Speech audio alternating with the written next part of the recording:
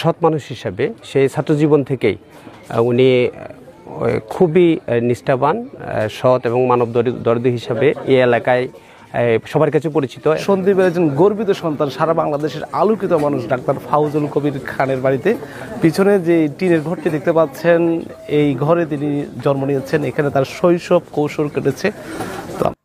এই বাড়ির এই ঘরটিতেই ডাক্তার ফাউজুল কবির খান জন্মগ্রহণ করেছেন। হরিশপুরের এই সন্তান, আমাদের গর্ব অহংকার।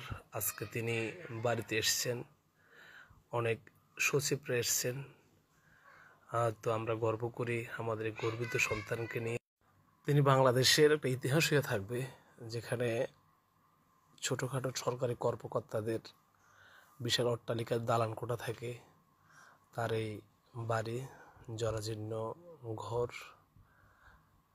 তো সব কিছু মিলে আমাদের অহংকার, আমাদের গর্বের ধন। ডাক্তার ফাউজুল কবিরের জন্য আমাদের দোয়া থাকলো, ভালোবাসা থাকলো।